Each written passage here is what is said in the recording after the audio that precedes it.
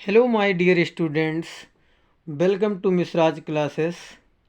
बच्चों, माध्यमिक शिक्षा मंडल भोपाल द्वारा जो हिंदी का 12वीं क्लास का आदर्श प्रश्न पत्र जारी हुआ है नए सिलेबस के अनुसार, उसी हिंदी के पेपर को आज हम आपके सामने प्रस्तुत कर रहे हैं। आप लोग इसको ध्यानपूर्वक देखें, इससे आपको बहुत ज़्यादा लाभ होने वाला है। तो आइए चलते हैं, देखते हैं कि क्या प्रश्न पत्र में दिया गया है। इसमें 80 नंबर का जो आपका ये पूर्णांक बताया गया है और समय इसका 3 घंटे होगा। आप देख पा रहे होंगे समय 3 घंटे। इसमें निर्देश जो दिया गया है, नंबर 1 सभी प्रश्न हल करना अनिवार्य है। नंबर 2 दिया गया है प्रश्न क्रमांक 1 से 5 तक वस्तुनिष्ठ प्रश्न हैं जिनके लिए 32 अंक निर्धारित हैं, और प्रश्न क्रमांक 6 से 15 तक 2 अंक के प्रश्न हैं, शब्द सीमा 30 है। और जो 4 नंबर है प्रश्न क्रमांक 16 से 19 तक 3 अंक के प्रश्न हैं, शब्द सीमा लगभग 75 शब्द है। और प्रश्न जो क्रमांक 5 है प्रश्न क्रमांक 20 से 23 तक 4 अंक के प्रश्न हैं, शब्द सीमा 120 है। शब्द सीमा का विशेष ध्यान रखना है, जैसे मार्क्स अधिक होंगे उनकी प्रश्नों की जो शब्दों की संख्या है उनकी संख्या 120 मैक्सिमम होनी चाहिए। और जो यहाँ पर दिया गया है प्रश्न, आइए स्टार्ट करते हैं। प्रश्न क्रमांक 1 जो दिया गया है, सही विकल्प चुन करके लिखिए। इसमें आप देख पा रहे होंगे जो पहला ऑप्शन है, पहला प्रश्न है भक्तिन सेवक धर्म में स्पर्धा करती थी। 4 ऑप्शन दिए हैं, राम, कृष्ण, हनुमान और लक्ष्मी। उत्तर इसमें दे दिया गया है, तो यहाँ पर हनुमान जो है वो सही है। नंबर 2 चौके के गीले होने का भावार्थ है नए जीवन का उदय, वातावरण में नमी, भोजन के लिए तैयार होना, वातावरण में शुष्कता। तो यहाँ पर बा वाला ऑप्शन सही है, वातावरण में नमी। थर्ड नंबर है सिल्वर बैंडिंग से अभिप्राय है, सिल्वर बैंडिंग से अभिप्राय है नंबर 1 स्वर्ण जयंती, हीरक जयंती, रजत जयंती, कांस जयंती। तो यहाँ पर रजत जयंती वाला ऑप्शन राइट है।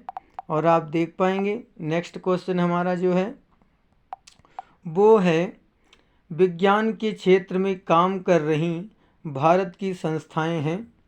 तो विज्ञान के क्षेत्र में काम कर रही भारत की संस्थाएं हैं 4, 5, 3, 7। तो यहाँ पर 5 संस्थाएं हैं। नंबर 5वां है विभावानुभाव व्यभिचारी संयोगात रस निष्पत्ति, यह परिभाषा है। तो 4 ऑप्शन जो दिए गए हैं, आचार्य विश्वनाथ, आचार्य भरतमुनि, आचार्य भामह, आचार्य मम्मट। तो विभावानुभाव व्यभिचारी संयोगात रस निष्पत्ति, यह आचार्य भरतमुनि की रचना है, परिभाषा है। नंबर 6 जो है टेढ़ी खीर मुहावरे का अर्थ क्या है? खीर खाना, मीठी खीर, सरल कार्य, कठिन कार्य। तो यहाँ पर जो आंसर होगा वो कठिन कार्य होगा, द नंबर का ऑप्शन राइट है। नेक्स्ट जो हमारा क्वेश्चन है वो आप देख पाएंगे, प्रश्न नंबर 2 जो दिया गया है, प्रश्न नंबर 2 रिक्त स्थानों की पूर्ति उचित शब्दों को लिखकर कीजिए। नंबर 1 शीरीष का पेड़ अपना रस से खींचता है। तो यहाँ पर जो रेड कलर से दे दिया गया है वायुमंडल से अपना खींचता है। नंबर 2 बगलों के पंख के रचनाकार डॉट डॉट हैं। तो 2 ऑप्शन दिया गया है, रघुवीर सहाय और उमा शंकर जोशी। तो उमा शंकर जोशी राइट है। नंबर 3 है कूटीकरण को डॉट डॉट भी कहते हैं, एन कोडिंग या आउट कोडिंग। तो एन कोडिंग कहते हैं। चौथा नंबर है आनंदा की पाठशाला डॉट डॉट से लगती थी। ऑप्शन दिया गया है 10 बजे, 11 बजे। तो 11 बजे से राइट है। 5वां नंबर है अच्छे विद्यार्थी परिश्रमी होते हैं, यह डॉट डॉट वाक्य है संयुक्त या साधारण। तो साधारण राइट है। 6वां नंबर है गद्य पद्य मिश्रित काव्य डॉट डॉट कहलाता है, क्या कहलाता है? चंपू काव्य कहलाता है या मुक्तक काव्य कहलाता है? तो चंपू काव्य राइट है। नेक्स्ट है आधुनिक काव्य के जनक डॉट डॉट माने जाते हैं, भारतेंद्र हरिश्चंद्र या महावीर प्रसाद द्विवेदी। तो भारतेंद्र हरिश्चंद्र जो है वो आधुनिक काव्य के जनक माने जाते हैं। यहाँ पर ये ऑप्शन राइट है कि भारतेंद्र हरिश्चंद्र आधुनिक काव्य के जनक माने जाते हैं। प्रश्न क्रमांक हमारा 3 है, प्रश्न नंबर 3, सही जोड़ियों का मिलान कीजिए। तो यहाँ पर आप देख पाएंगे सही जोड़ियों का मिलान कीजिए, पहलवान की ढोलक, इस तरीके से लिखा गया है। आप इसमें देखेंगे मैंने तीर द्वारा मिलान कर दिया गया है। पहलवान की ढोलक ये जाएगा घ नंबर पर, पहलवान की ढोलक फणीश्वरनाथ रेणु। हरिवंश राय बच्चन ने अपना आत्म परिचय दिया है, 4 नंबर पर जाएगा। अतीत के पांव ये 6 नंबर पर जाएगा, यात्रा वृतांत। हिंदी की भाषा लिपि क्या है, देवनागरी, ख नंबर पर है। शब्द गुण क्या है, शब्द गुण में माधुर्य, ओज व प्रसाद होता है। और 6ठा नंबर समाचार लेखन के 6 ककार हैं, ये का नंबर पर जाएगा। इस तरीके से आप समझ लेंगे। और आइए देखते हैं नेक्स्ट क्वेश्चन हमारा। नेक्स्ट क्वेश्चन है, निम्न प्रश्नों के उत्तर एक वाक्य में लिखिए। प्रश्न क्रमांक 4, निम्न प्रश्नों के उत्तर एक वाक्य में लिखिए। तो पहला हमारा प्रश्न है, राजभाषा से आप क्या समझते हैं। तो आंसर में यहाँ उत्तर दे दिया है मैंने स्पष्ट शब्दों में, वह भाषा जो देश के राजकीय कार्यों के लिए प्रयोग की जाती है राजभाषा कहलाती है। प्रश्न नंबर 2 है, कविता का पहला उपकरण क्या है। तो कविता का पहला उपकरण शब्द है। तीसरा प्रश्न है, यशोधरा बाबू ने मैट्रिक की परीक्षा किस स्कूल से पास की थी। तो आंसर है अल्मोड़ा के रेमजे स्कूल से। चौथा नंबर का प्रश्न है, मैं पढ़ लिख कर वकील बनूंगा, छूतों के लिए कानून बनाऊंगा और छुआछूत को खत्म करूंगा। कथन किसका है। तो ये कथन डॉक्टर भीमराव अंबेडकर का है, आंसर यही होगा। पांचवा जो है, कविता पंख लगाकर कहाँ कहाँ उड़ सकती है। तो इसका उत्तर है, कविता पंख लगाकर मानव के आंतरिक व बाह्य रूप में उड़ान भरती है, वह एक घर से दूसरे घर तक उड़ सकती है। इस तरीके से ये आपका पांचवा प्रश्न रहा, पांचवा प्रश्न का उत्तर। और जो यहाँ पर दिया गया है, नेक्स्ट हमारा प्रश्न है 6ठा, राजा ने लुट्टन से क्या कहा। तो राजा ने लुट्टन से क्या कहा, ये आप देखेंगे। आंसर है, राजा साहब ने लुट्टन को 10 रुपये का नोट दिया, उसकी हिम्मत की प्रशंसा की, मेला देखकर घर जाने की नसीहत दी। सातवां प्रश्न है, महाकाव्य में किन किन रसों की प्रधानता होती है। तो आंसर है इसका, महाकाव्य में शांत वीर रस अथवा श्रृंगार रस में से किसी एक की प्रधानता होती है। प्रश्न क्रमांक 5वां है जो दिया गया है, सत्य असत्य वाक्यों का चयन करके लिखिए। इसमें 5 प्रश्न दिए गए हैं। क्रिया की विशेषता बताने वाले शब्द क्रिया विशेषण होते हैं, हाँ ये सत्य है। दूसरा है, शब्द शक्ति 4 प्रकार की होती है, असत्य।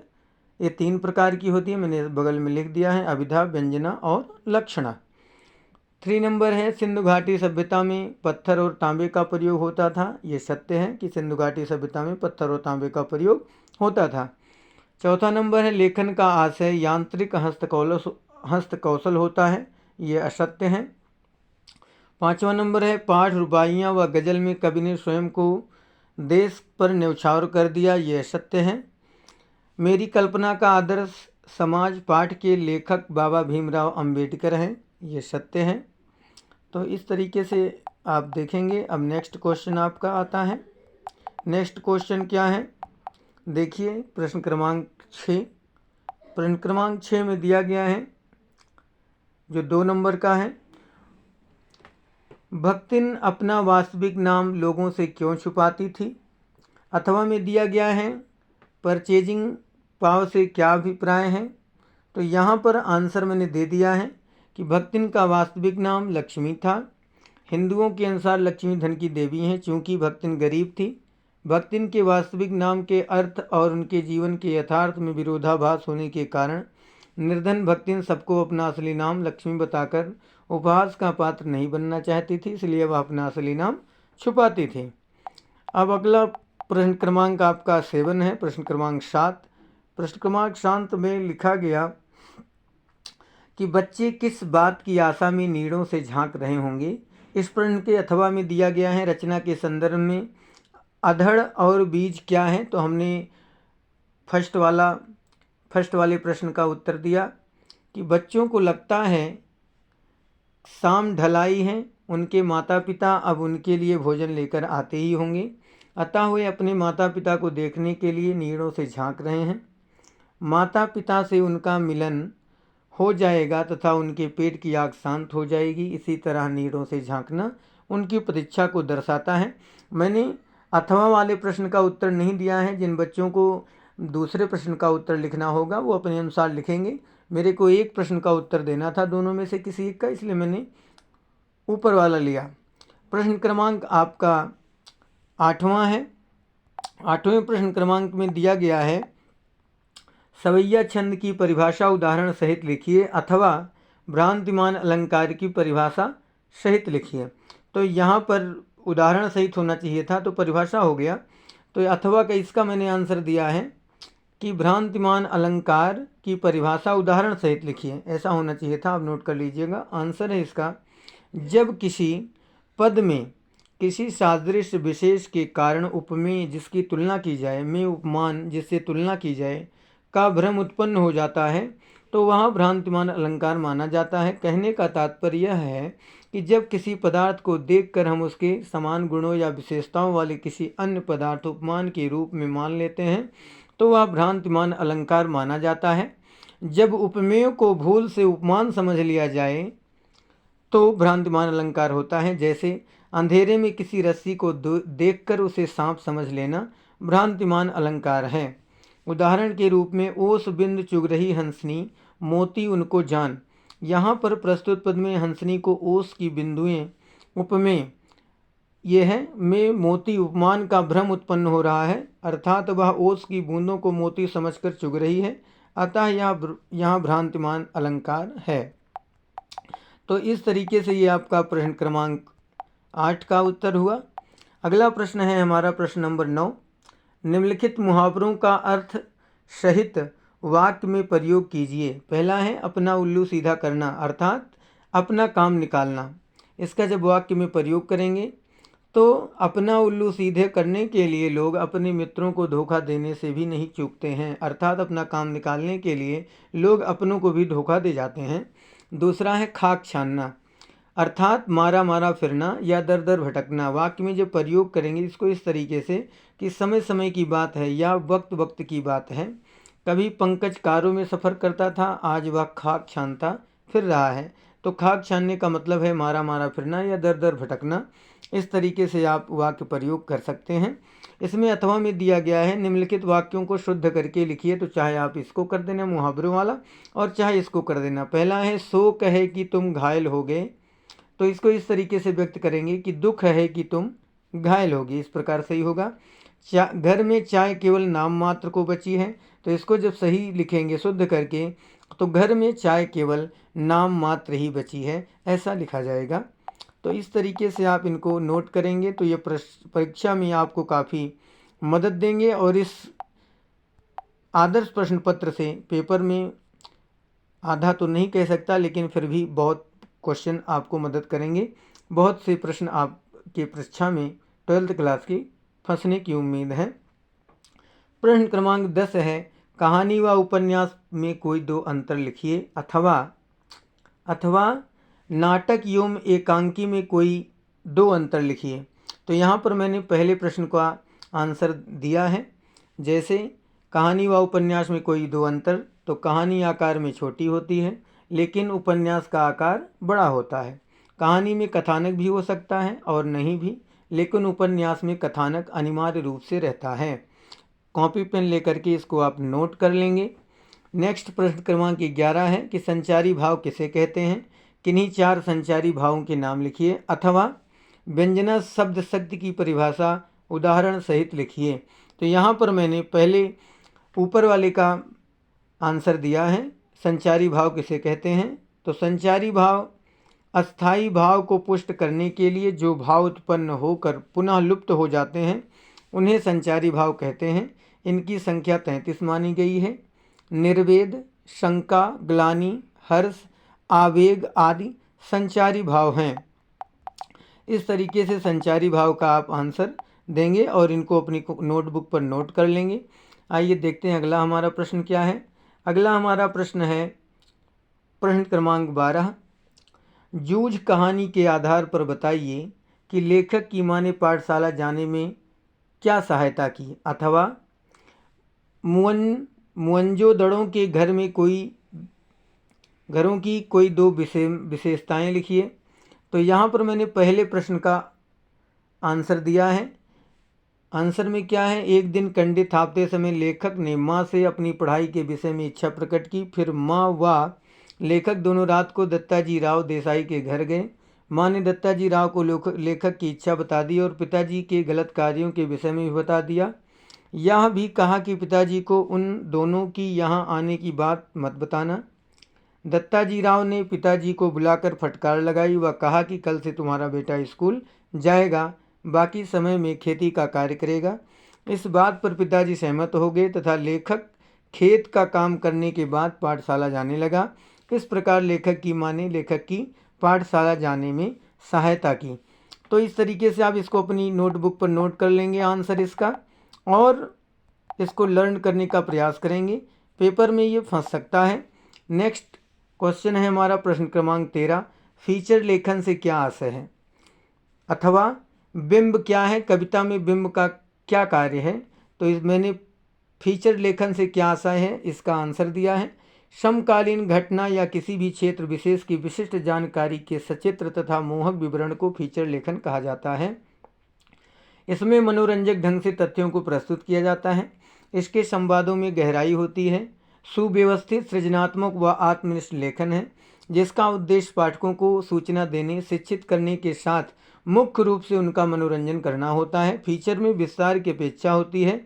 इसकी अपनी एक अलग शैली होती है। एक विषय पर लिखा गया फीचर प्रस्तुति विविधता के कारण अलग अलग अंदाज प्रस्तुत करता है। इसमें भूत, वर्तमान तथा भविष्य का समावेश हो सकता है। इसमें तथ्य, कथन व कल्पना का उपयोग किया जा सकता है।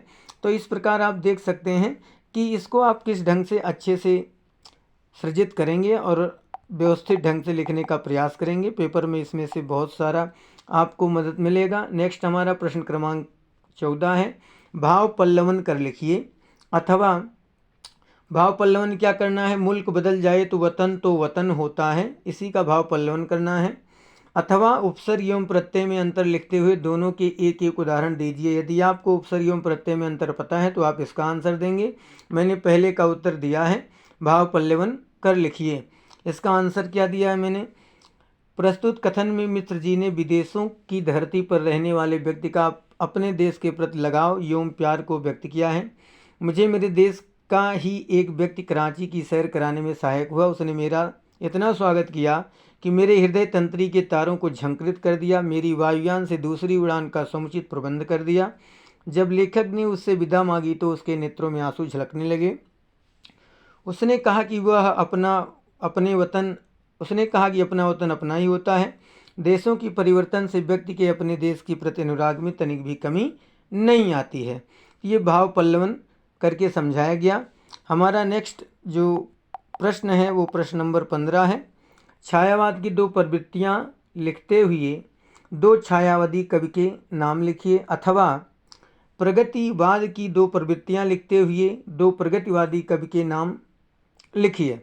तो यहाँ पर मैंने प्रगतिवाद की दो प्रवृत्तियाँ लिखते हुए दो प्रगतिवादी कवियों के नाम बताए हैं। उत्तर में पहली हेडिंग्स है मानवतावाद का स्वर। ये कवि मानवतावाद की शक्ति में विश्वास रखते हैं, जो प्रगतिवादी होते हैं। प्रगतिवादी कवि कविताओं के माध्यम से मानवतावादी स्वर बिखेरता है। वह जात पात वर्ग भेद से मानव को मुक्त करके एक मंच पर देखना चाहते हैं। दूसरा है हमारा नारी भावना। प्रगतिवादी कवियों का विश्वास है कि मजदूर और किसान की तरह साम्राज्यवादी समाज में नारी भी शोषित है। वह पुरुष की दास्ताजन्य लौह बंधनों में बंद है। वह आज अपना स्वरूप खोकर वासना पूर्ति का उपकरण रह गई है। दो प्रगतिवादी कवि इस प्रकार हैं, सुमित्रानंदन पंत और सूर्यकांत त्रिपाठी निराला। तो मैंने यहाँ पर अथवा वाले प्रश्न का उत्तर दिया है, आप इसको देख लेंगे और अपनी नोटबुक पर नोट करके इसको याद करके रखेंगे, जिससे पेपर में आपको कोई असुविधा ना हो। और यहाँ पर प्रश्न क्रमांक 16 है, फणीश्वर नाथ रेणु अथवा हजारी प्रसाद द्विवेदी के निम्न बिंदुओं के आधार पर साहित्यगत विशेषताएं लिखिए। ये आपका 3 अंक का प्रश्न है। इसमें जो ऑप्शन दिए गए हैं, रचनाएं, कोई 2 रचनाएं लिखनी हैं और भाषा शैली लिखनी है। तो यहाँ पर हमने उनके परिचय दिया है। कि आचार्य हजारी प्रसाद द्विवेदी जाने माने श्रेष्ठ समालोचक, निबंधकार, निष्ठावान तथा आदर्श अध्यापक थे।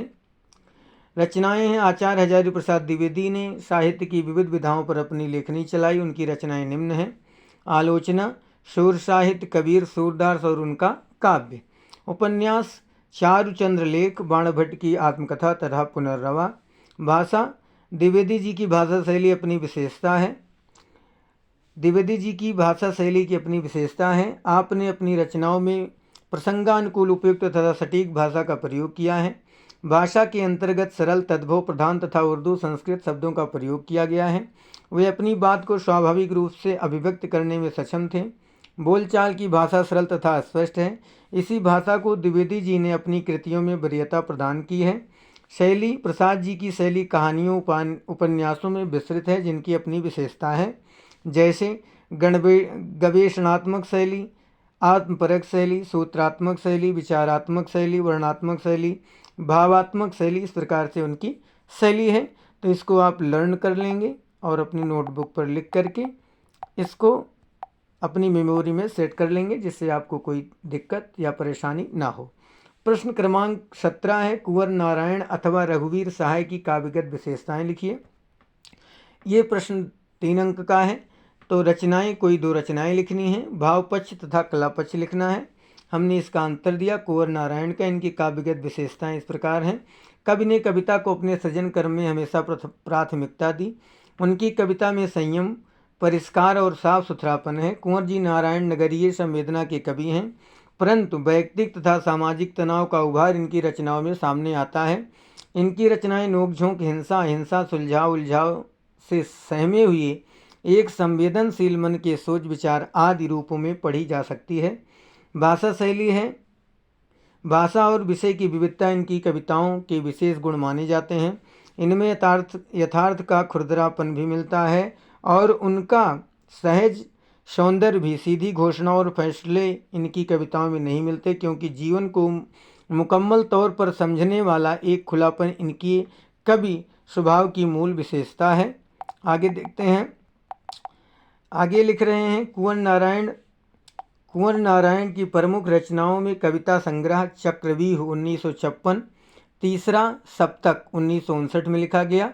इस तरीके से इनकी काव्यगत विशेषताएं और भाषा शैली हुई। अगला क्वेश्चन है हमारा प्रश्न नंबर 18, आधुनिक भारत इस शीर्षक पर एक अनुच्छेद लिखिए, अथवा जनसंख्या समस्या इस शीर्षक पर डॉक्टर तथा नागरिक का संवाद लिखिए। तो मैंने ये प्रश्न आपका 3 अंक का है, इसका उत्तर आप देंगे। तो मैंने पहला प्रश्न जो दिया गया, आधुनिक भारत इस शीर्षक पर एक अनुच्छेद, मैंने लिख करके बताया है।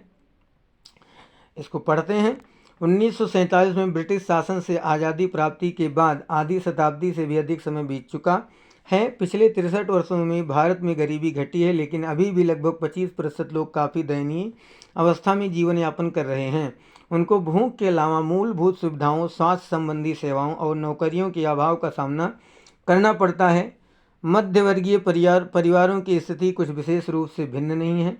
उच्च वर्ग का कारोबार बढ़ा है, परंतु वे परिवार देश की कुल जनसंख्या का 20% हैं। आज़ादी के बाद हमने मूलभूत उद्योगों, कृषि, कपड़ा व टेक्सटाइल, यातायात और दूरसंचार के क्षेत्रों में बहुत उन्नति की है।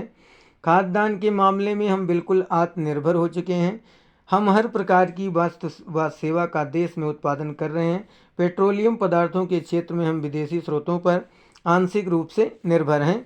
तो ये मैंने लिख दिया। यदि आपको जनसंख्या समस्या इस शीर्षक पर डॉक्टर तथा नागरिक का संवाद लिखना है तो आप आसानी से लिख सकते हैं, लेकिन ये आपके लिए बेहतर होगा, इसको आप नोट करें और नोट करने के पश्चात इसको आप एक बार पढ़ करके देखें। यहाँ पर और कुछ छोटा, सामाजिक व आर्थिक स्तरों पर हमारे देश में प्रगति हुई, परंतु युवा मुख्य मार्ग से भटककर सिनेमा, इंटरनेट, नशीली दवाओं और उन्मुक्त जीवन की व्याधियों के शिकार हो गए हैं। कुछ छात्र अपने जीवन के ध्येय निर्धारित करते हैं और सफल भी होते हैं। नैतिक मूल्यों का ह्रास भारत में 70 के दशक में ही शुरू हो गया था। विदेशी पहनावा, भाषाएं तथा खान पान हमें आधुनिक लगते हैं।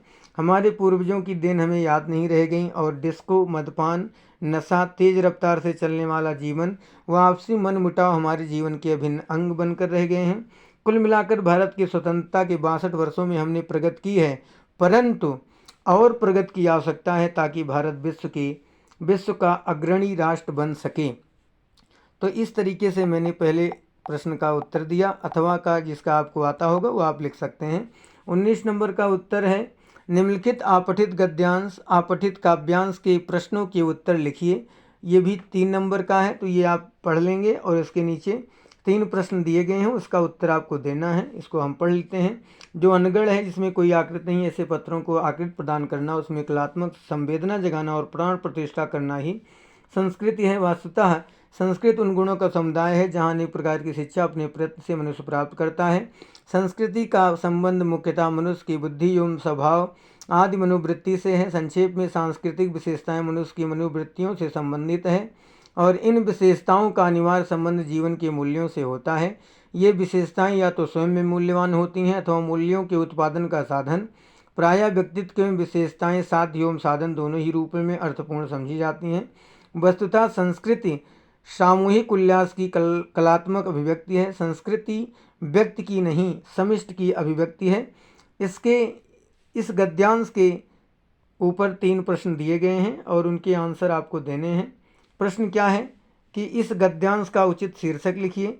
तो देखेंगे संस्कृति के ऊपर कहा गया है, तो संस्कृति का महत्व इसका शीर्षक हुआ। दूसरा है निष्प्राण पत्थर को जीवंत कैसे बनाया जा सकता है।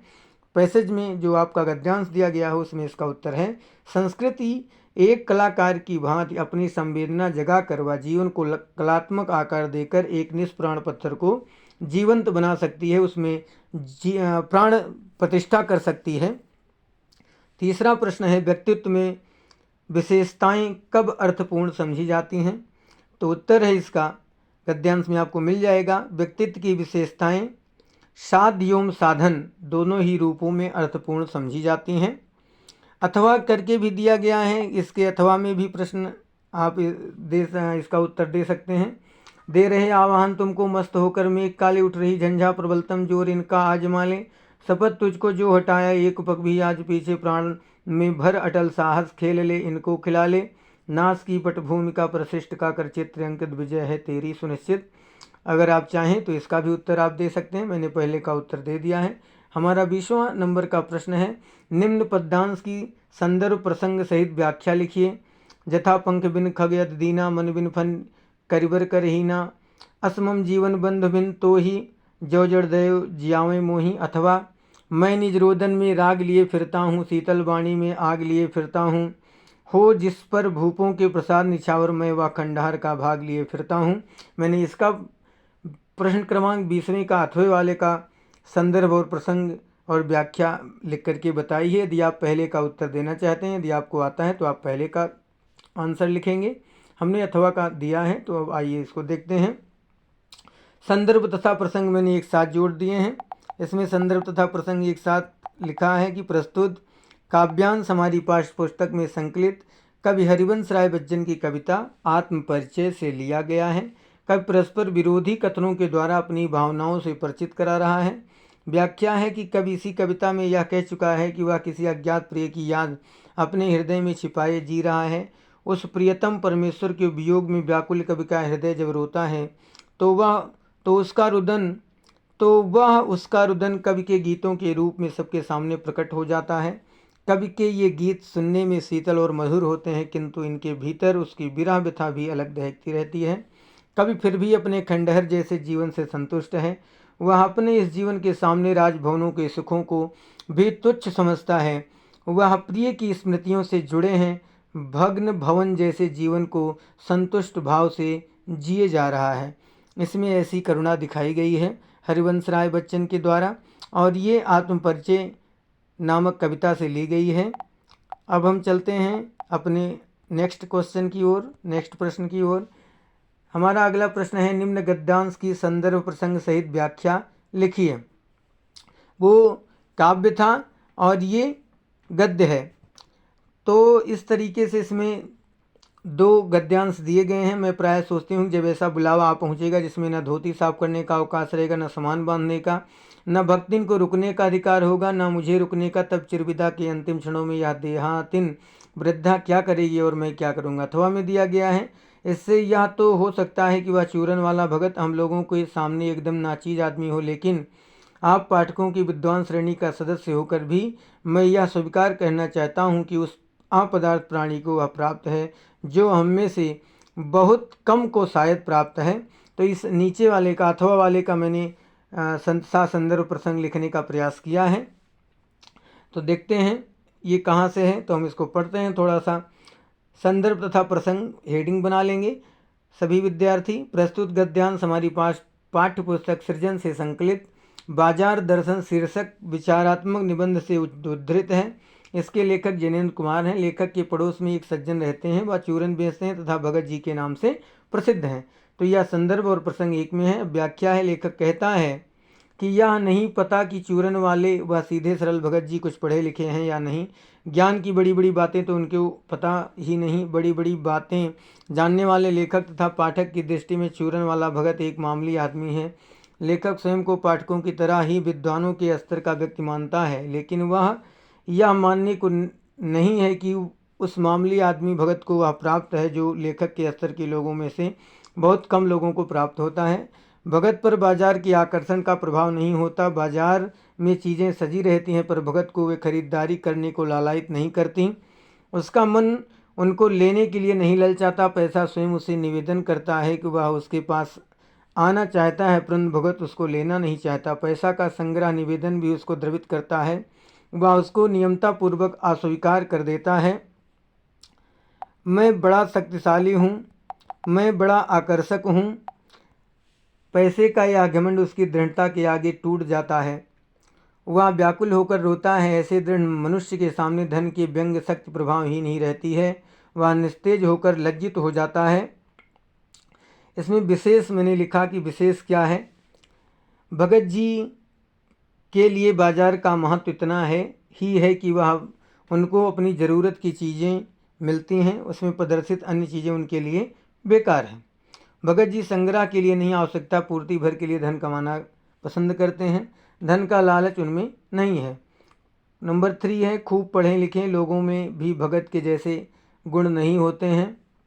भाषा सहज, विषयानुकूल तथा प्रभावपूर्ण है। शैली वर्णनात्मक तथा विचारात्मक है। तो इन गद्यांशों पर विशेष ध्यान देंगे। इसमें से फंसने के चांसेस हैं परीक्षा में, तो आप इनको नोट कर लेंगे और ध्यान से लिख करके नोट करके इनका अभ्यास करेंगे।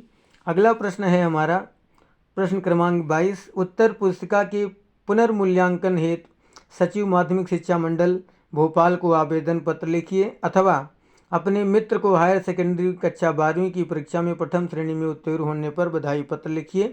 तो मैंने उत्तर पुस्तिका के पुनर्मूल्यांकन हेतु माध्यमिक शिक्षा मंडल भोपाल को आवेदन पत्र लिखा है, उसको आप देखेंगे।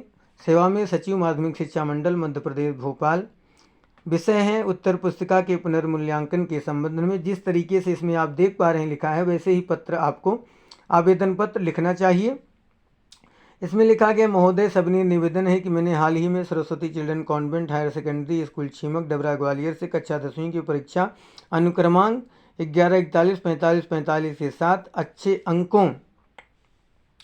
अच्छे अंकों से उत्तीर्ण की है, किंतु अंग्रेजी विषय में आशानुरूप अंक न आने के कारण मैं प्रथम श्रेणी नहीं पा सका हूँ। मेरी अंग्रेजी की परीक्षा काफ़ी अच्छी हुई थी और मैंने 100% प्रश्न हल किए थे। मेरे आकलन के अनुसार मेरे कम से कम 90-95 अंक होने चाहिए थे, जबकि आए मात्र 42 हैं। अतः श्रीमान जी से निवेदन है कि प्रार्थी को अंग्रेजी विषय की उत्तर पुस्तिका खुलवाने व उसका पुनर्मूल्यांकन कराने की व्यवस्था करें। आपकी अति कृपा होगी। प्रार्थी नवीन कुशवाहा, छीमक डबरा ग्वालियर मध्य प्रदेश। तो जिस तरीके से यहाँ पर एड्रेस और जिस तरीके से कॉमा लगा करके सब बिल्कुल सटीक लिखा गया है, वैसे ही विद्यार्थी इसको नोट करके लिखने का अभ्यास करें, तो उनके अच्छे मार्क्स आ सकते हैं और आएंगे अगर आप ऐसा करते हैं तो। नेक्स्ट हमारा प्रश्न है प्रश्न नंबर 23। किसी एक विषय पर लगभग 120 शब्दों में निबंध लिखिए। इसमें कई टॉपिक दिए गए हैं। कोरोना लक्षण एवं उपचार, स्वच्छ भारत अभियान, जीवन में कंप्यूटर की आवश्यकता, उत्तम विद्यार्थी उन्नत राष्ट्र। नेक्स्ट है बालिका शिक्षा व महत्व। इनमें सबसे आप जिन पर आपकी पकड़ हो, जो आपको बेहतर ढंग से पता हो, जिस पर आप अच्छा लेखन कर सकते हैं, तो किसी एक पर आप लिखेंगे। हमने ई नंबर का टॉपिक चूज किया है बालिका शिक्षा का महत्व। तो बालिका शिक्षा का महत्व मैंने हेडिंग डाला और आंसर लिखा, इसको पढ़ते हैं। लड़कियां निसंदेह हमारे समाज का एक अनिवार्य हिस्सा हैं। लड़कियों की उपस्थिति के बिना कोई भी समाज या संस्कृति आगे नहीं बढ़ सकती। कुछ साल पहले तक भारत और कई अन्य अविकसित और विकासशील देशों में लोग सोचते कि लड़कियों को घर पर रहना चाहिए, भोजन बनाना चाहिए और बच्चों बुजुर्गों की देखभाल करनी चाहिए। लेकिन अब मानसिकता बदल दी गई है। भारत में लड़कियां अपने माता पिता का नाम रोशन कर रही हैं। वह शिक्षा, खेल, राजनीति आज जैसे हर क्षेत्र में अच्छा प्रदर्शन कर रही हैं। यह केवल लड़कियों की शिक्षा को प्रोत्साहित करने के माध्यम से संभव हो सकता है। शिक्षा ही एकमात्र हथियार है जो लड़कियों को सशक्त बना सकता है और परिणामस्वरूप समाज को मजबूत कर सकता है। यह देखना अच्छा है कि आधुनिक युग में लड़कियों के प्रति अपना दृष्टिकोण बदल रहा है और उन्हें अपनी क्षमता साबित करने के लिए सभी का समर्थन दे रहा है। दृष्टिकोण के इस परिवर्तन में लैंगिक समानता एवं महत्वपूर्ण भूमिका निभाती है। तो माय डियर स्टूडेंट्स, इस तरीके से ये हिंदी का जो आपका माध्यमिक शिक्षा मंडल ने 80 अंक का नया सिलेबस के आधार पर जो ये आदर्श प्रश्न पत्र जारी किया है उसका संपूर्ण हल मैंने आपको दिया। इसको आप बेहतर ढंग से अपनी कॉपी पर, अपनी नोटबुक पर नोट करेंगे। कमेंट बॉक्स में कमेंट करके हमें बताएंगे। हमने और भी कई विषयों पर जो आदर्श प्रश्न पत्र बोर्ड ने लागू किए हैं उन पर मैंने उनका वीडियो बना दिया है। आप हमारे चैनल राघव ट्रेडिशनल ज्ञान पर जाएंगे और उन सभी प्रश्न पत्रों का संपूर्ण हल देख सकते हैं। यदि आपको मेरा ये वीडियो पसंद आया हो तो हमारे चैनल को सब्सक्राइब कर लें, वीडियो को लाइक करें और शेयर करना ना भूलें। इसी तरीके से हम आपके लिए अच्छी वीडियो लाते रहेंगे। Thank you. Thanks for watching.